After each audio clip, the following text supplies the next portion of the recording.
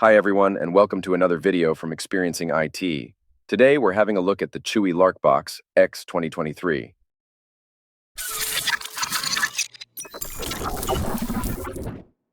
So, let's look at what came inside the box.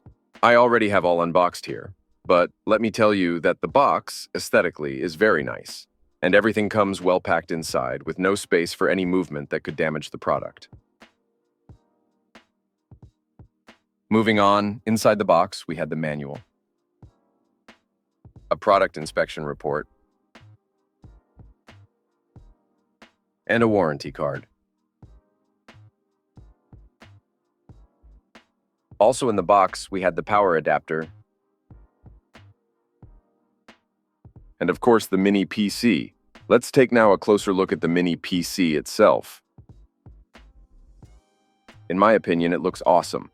On the front it has two USB 3.2 Gen 2, a full-featured USB-C port, outputting 4K at 60 Hz, a 3.5 headphone output, and the power button. On the back, we have the DC port, two network ports, a 2.5 gigabit port, and a regular gigabit port, HDMI 2.0, and a display port. Both of these ports output 4K at 60 Hz. This means that you can have a 3-display setup with this mini computer, two USB 3.0 Gen 1 ports, and we also have the computer exhaust. On the sides, there's nothing to write home about, except for that Kensington lock slot there, and on the top we have the ventilation intake. So I'll leave you now with a slide of the main features and specs of this mini PC. But before that, I almost forgot. In the box also comes this bracket of some sorts for you to hang this mini computer on the wall. This is not a Visa mount. Let's move on then to that slide with the computer specs.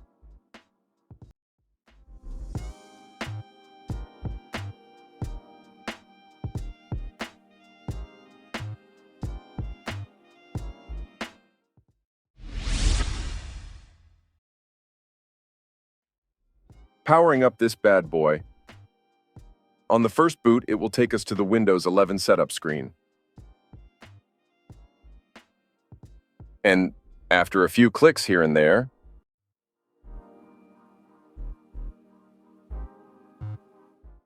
we are greeted with the Windows 11 desktop screen. After setting up Windows 11, if you are connected to the internet, Windows will automatically activate itself. This PC comes pre-installed with a license for Windows 11 Home Edition. Being this a Chinese-branded mini computer, and people being so worried nowadays about espionage and whatnot, let's put the Larkbox to the test and run some anti-malware software.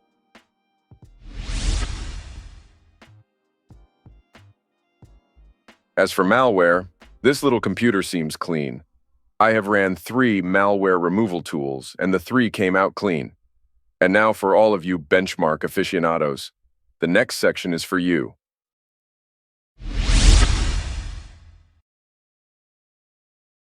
Let's start with Cinebench R23 single core.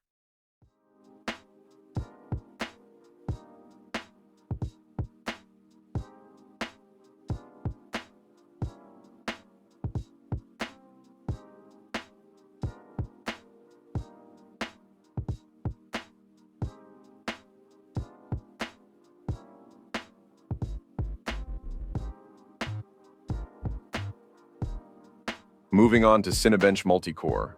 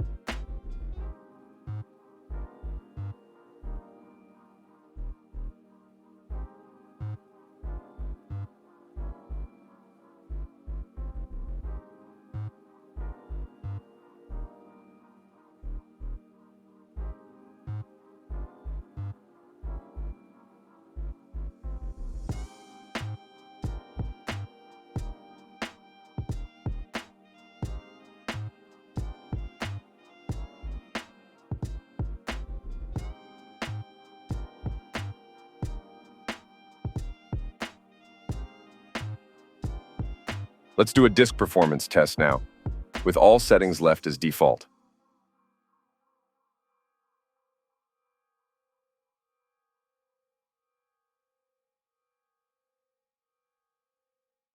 I believe these are pretty normal results for a SATA 3 drive. What do you guys think? Let me know in the comments section below. Moving on to a CPU stress test and temperature check.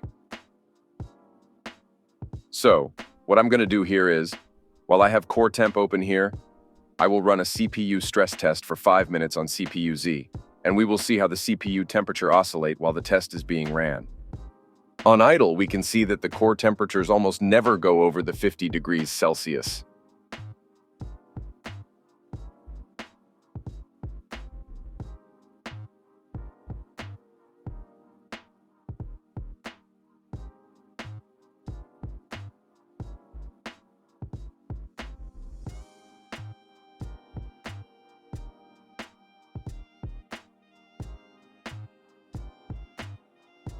As we could see, the temperature of the 4 cores was all the time hovering around 77 degrees Celsius. Also, I have never felt any excess of hot air blowing from the back of the computer or any excessive noise coming from the computer ventilation. These temperatures are well below the maximum recommended operating temperature.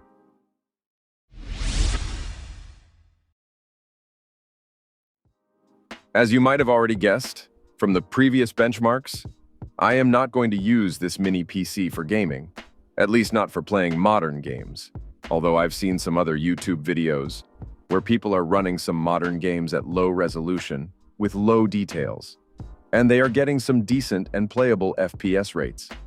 If you are interested in watching a video of this small computer running some modern games, please let me know in the comments below. Anyway, this small computer is awesome for some YouTube watching at 4K, taking full advantage of AV1 playing capability. For playing older games such as Doom,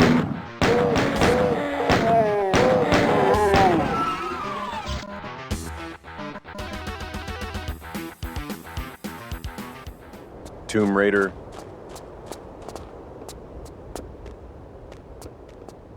Good men have died for the information contained herein. Doom,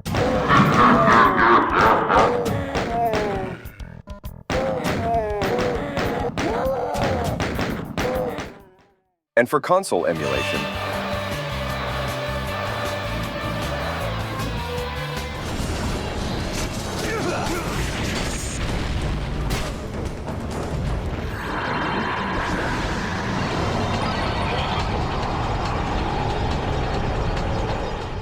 on to more serious things, it is also an excellent machine for your daily computing activities such as web browsing, online shopping, or your office work.